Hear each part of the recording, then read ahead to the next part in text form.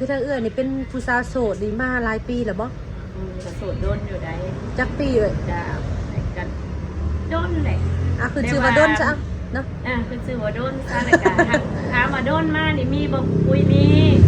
มาผ่านมาแล้วก็ผ่านไปเอากับคนงามเนาะเอาสิบ่มีแล้วเจ้าคือบ่กักอยู่เลยซะฮะคือสิให้ผ่านจะคือบ่เอาอันเบรกไว้นี่งามอยู่ได้มันหับบ่อยู่บ่แพ้เขาเธองามปานนี้ยังสิเอาบ่อยู่เนาะป้าโธเปิดกล่องมาเปิดภาพมากับพบพ่อกับผู้สาวโสดวันนี้ โดยสบายดีโดยสบายดีเนาะทางสามมือเองก็ได้มา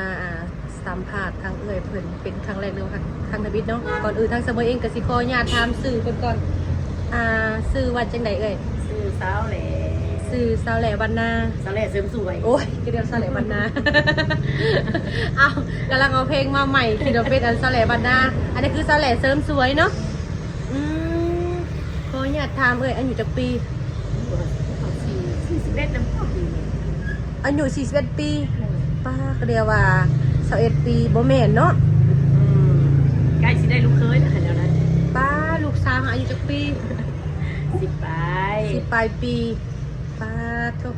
แบบว่าขันย่างไปนำกันนี่ปั้นว่ากับน้องคนนี้เนาะซูซีกันเลยเนาะ อันนี้คือเป็นห่านเสริมสวยของเอ่ยบ่แม่เอ้ยเศร้าเอ้ยเศร้าเป็นปีหรือเป็นรายเดือนเอ้ยเศร้าเขาก็อยากจ่ายเป็นปีก็ได้จ่ายเป็นเดือนก็ได้โอ้ถ้าเป็นเดือนในเดือนเท่าไรเอ่ยเดือนหนึ่งกับบ่พี่คออยู่น้ำเพิ่นเขาได้มีคนหากินตกเดือนละพันอ๋อเดือนละพันไปก็ถือว่าโอเคอยู่เนาะโดยแต่ละมื้อที่ทำเนี่ยเอ่ยแบบว่าเฮาได้เงินแบบว่าได้จักล้านจักแสนแบบนี้นะอยู่นี่แม่นได้เห็ดเคมนี่ก็ได้อยู่6-7 แสนอ๋อก็ถือว่าโอเคเนาะ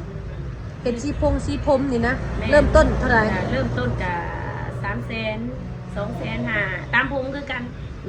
ผมหน่อยแม่ยืดเห็ดสีกับตามผมคือกันทางเริ่มต้นนี่2 แสนโดยก็ถือว่าโอเคอยู่เนาะจะเหลือกำไรอยู่เล็กน้อยคือพอได้ลงตลาดยามันคือทางเอื้อนี่เป็นผู้สาวโสดนี่มาหลายปีแล้วบ่ก็โสดโดนอยู่ได้จักปีเอ่ยจะกันโดนแหละคือชื่อว่าโดนซะเนาะคือชื่อว่าโดนซะแล้วก็ถามว่าโดนมานี่มีบ่คุยมีมาผ่านมาแล้วก็ผ่านไปเอากับคนงามเนาะเอาสิบ่แล้วเจ้าคือบ่กักอยู่เลยซะฮะคือสิให้ผ่านจะคือบ่เอาอันเบรกไว้ในงามอยู่ได้มันหับ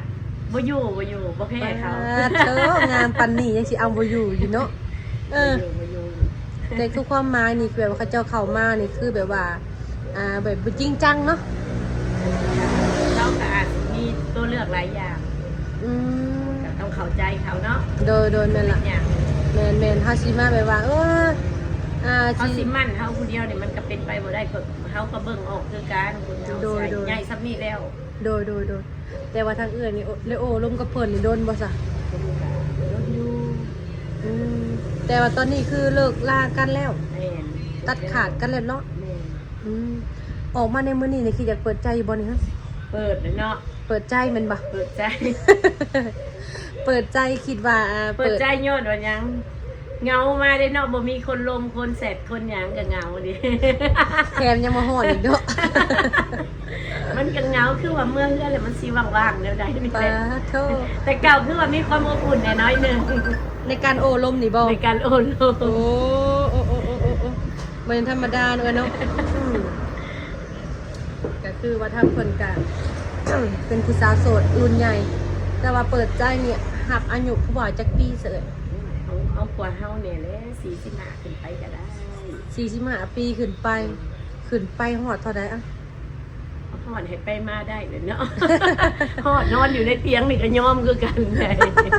โยว่าบ่ได้แล้วเพิ่นว่าปวดติดเตียงเพิ่นว่ามีเงินหลายได้ซะก็บ่มีเงินหลายก็ยอมนี่ล่ะบ่เอาเนาะเอาแต่แบบยังล่ะ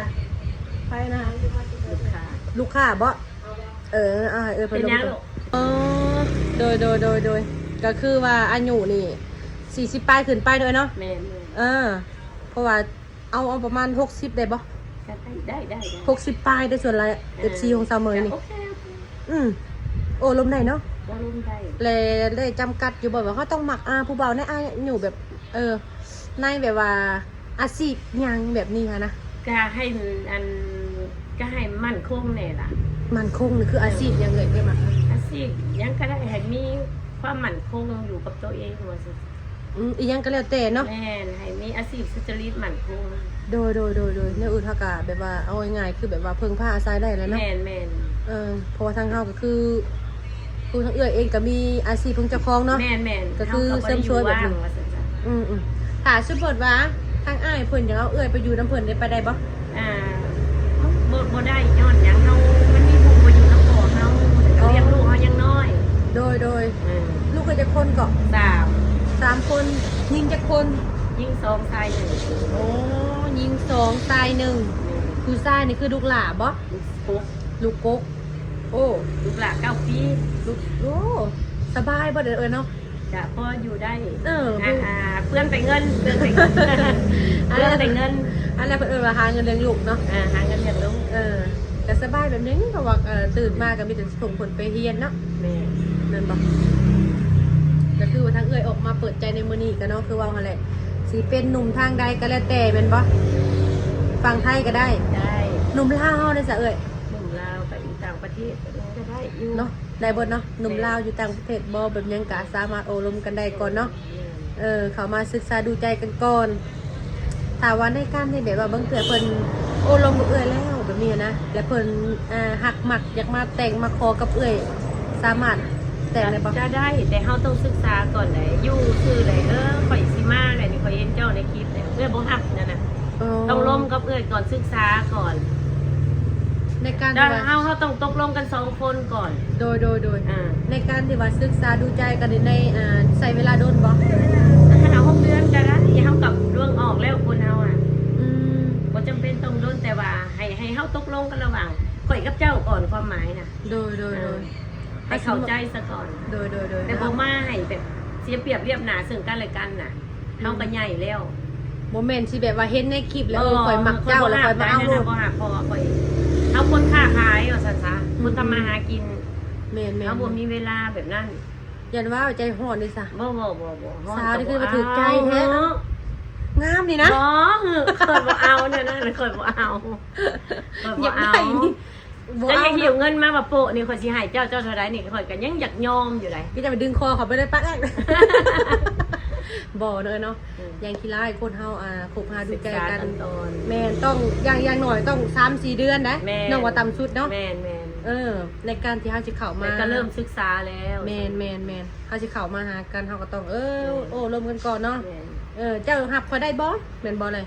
เจ้าหับข่อยได้ข่อยหับเจ้าได้แบบซี่เลยเนาะมันก็โอเคไปกันได้แม่นบ่เลยบางคนก็มีกันแต่บางคนเนี่ยโอ้ยข่อยสนใจสาวนี่แบบให้ยูทูบเบอร์พาไปหาแล้วก็อยากหมั่นเลยแบบนี้ ได้ นะ นั่นบ่ฮับ คือว่าบ่โอเค บอกไว้เลยนะบ่ฮับ ก็คือบ่โอเคเลยตัวนั้นเนาะ คือข่อยกับเล่านี่ต้องตกลงกันก่อน อืม และยูทูบเบอร์จังมาถ่ายโอเคโทรหา โดย กะบ่เป็นหยังเลยนะคันอยู่ยูทูบเบอร์พาข่อยไปหาบ่ฮับบ่มีเวลาว่างปานนั้นเด้ล่ะต้องเข้าใจเด้อ โดยแม่นๆคือแต่ว่ามาสิก็ชัดเจนคือกันแบบว่าบางคนเขาจะเบิ่งเขาจะโอ้ บ่อยากไปหาไปลิ้นบ่ได้เฮาบ่ฮับบ างเทื่อเขามาหาพันเพื่อสมมุติมาหาเนาะทางบัด แม่น ค่าสระผมลูกค้าอยู่ซะเอ้าไปรีดผมซะ อืม ไปยืดผมซะสีผม มันสิ เกิด บ่ ประเด็น สะดวก ใจ เด้ แม่นก็สิเป็นอันลำบากเลย แม่ เนาะ น โดยก็คือว่าทางนี่คือเปิดใจนี่คือเปิดใจ100%มันบ่ แม่น มีหยังจังแจกเพิ่นแบบมีลิ้นแน่นะ มีลาย มีไลน์มันบ่ โดย สะดวกแจกไลน์ ลาย โอเคทางเซเบอร์เองก็สิได้เอาไลน์ทางซาวแหล่เพิ่นซาวแหล่เสริมสวยได้บนซาวแหล่บ้านนะ แม่นได้เอาหลาย โดยก็คือว่าทางนี่ก็บ่ได้นอนอยู่นี่บ่ บ่นอนเฮือนขับมานอนเฮือนลูกค้า เพิ่นนอนเนี่ยเนาะก็คือว่าแหละทางเซเบอร์เองก็สิบ่ระยะห่างดอกเพราะว่ามีลูกค้ามารอถ่าแหล่เพิ่นแน่เนาะเพราะว่าทางเซเบอร์เองก็สิได้ขอโตวปิดคลิปถ้าว่าทางเสมอนี่บ่ได้เว้าบ่ได้สอบถามหยังก็ให้ทางหนุ่มเพิ่นทักมาถามทางผู้สาวโสดเพิ่นส่วนตัวเด้อเนาะก่อนอื่นทางเสมอเองก็ขอขอบใจทางแหล่ที่ว่าให้สละเวลาเสมอสัมภาษณ์ในมื้อนี้ทางเสมอก็ขอให้เอ้ยแหล่อันแหละ สมหวังเนาะในความหักในครั้งนี้เนาะ ได้ โดยสบายดีเอ้ย ขอบใจ โดยสบายดีเด้อ